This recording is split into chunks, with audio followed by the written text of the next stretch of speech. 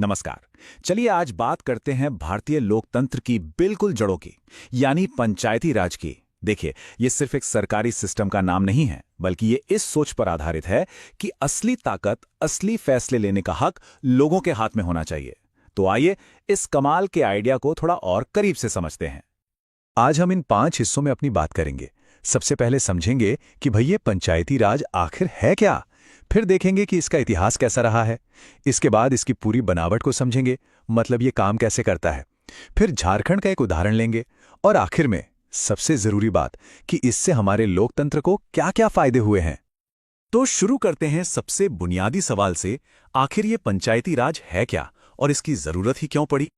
जरा एक पल के लिए सोचिए, कैसा हो अगर गांव की सड़क बनेगी या नहीं, स्कूल में क्या जरूरत है, इन सब का फैसला दिल्ली में नहीं बल्कि गांव की चौपाल पर हो। जब गांव के लोग मिलकर ये तय करें कि उनके लिए क्या सही है। बस यही तो है पंचायती राज का असली मतलब। सीधे शब्दों में कहें तो पंचायती राज का मतलब है स्थानीय स्वशासन। मतलब गांव अपनी सरकार खुद चलाता है। इसको ऐसे समझिए कि अगर भारतीय लोकतंत्र एक बहुत बड़ा विशाल पेड़ है तो पंचायती राज उसकी वो जड़ें हैं जो जमीन से पोषण लेकर पूरे पेड़ को मजबूती से खड़ा रखती हैं। वैसे ये कोई नया आइडिया नहीं है। भारत में पंचायतें तो सदियों से रही हैं, लेकिन आज हम जिस पंचायती राज को जानते हैं वहां तक पहुंचने का सफर काफी दिलचस्प रहा है। चलिए जरा उस पर एक नजर डालते हैं। तो देखिए, आजादी की बाद 1957 में बलवंत राय मेहता कमेटी ने इसकी सिफारिश की। 1959 में राजस्थान के नागौर में देश की पहली पंचायत बनी भी। लेकिन असली गेम चेंजर था 1992 का 73वां संविधान संशोधन।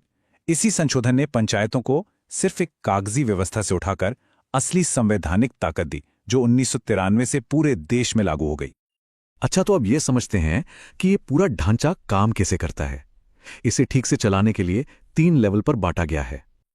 इसे एक पिरामिड की तरह समझिए। सबसे नीचे यानी नींव में है ग्राम पंचायत, जो सीधे सीधे गांव के लोगों से जुड़ी है। उसके ऊपर आता है ब्लॉक लेवल पर पंचायत समिति, और सबसे ऊपर शिखर पर है जिला परिषद। और सबसे खास बात यह है कि ताकत नीचे से ऊपर की ओर जाती है, मतलब लोगों से शुरू होकर। और इनके काम भी उतने ही जमीनी और जरूरी हैं। ग्राम पंचायत गांव की बेसिक जरूरतें देखती है, जैसे कि सड़कें, पीने का पानी, साफ सफाई। पंचायत समिति का काम थोड़ा बड़ा है, जैसे प्राइमरी स्कूल और हेल्थ सेंटर देखना।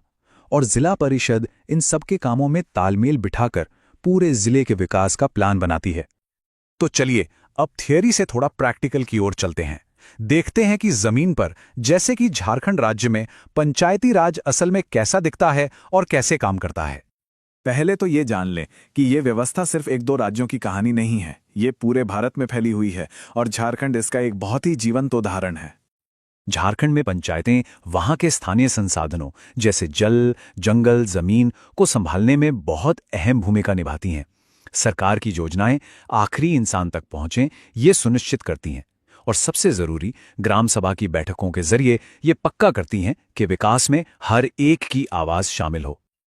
और अब आते हैं सबसे अहम सवाल पर, आखिर इस पूरी व्यवस्था से हमारे लोकतंत्र को क्या मिला, इसके सबसे बड़े फायदे क्या रहे हैं। ये बदलाव छोटा नहीं, बहुत बड़ा है। सोचिए, पहले फैसले दिल्ली या राज्यों की राजधानियों के बंद कमरों में होते थे और निर्देश ऊपर से नीचे आते थे। और अब फैसले गांव की चौपाल पर होते हैं, सबके सामने, सबकी भागीदारी से।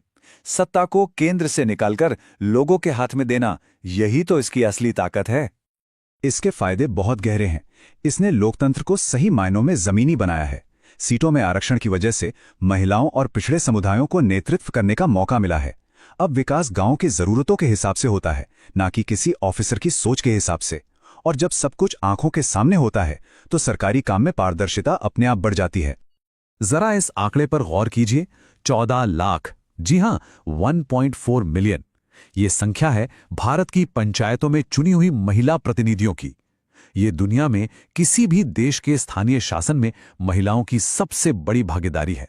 ये इस बात का सबूत है कि पंचायती राज सिर्फ शासन की व्यवस्था नहीं, बल्कि सामाजिक सशक्तिकरण का एक जबरदस्त इंजन है। तो हमने देखा कि कैसे पंचायती राज ने शासन को लोगों के दरवाजे तक पहुंचाया है। लेकिन सफर अभी पूरा नहीं हुआ है। और यहीं पर एक सवाल मन में आता है कि इस बेहतरीन व्यवस्था को और भी मजबूत और भी असरदार बनाने के लिए हमारा अगला कदम क्या होना चाहिए, इस पर जरूर सोचिएगा।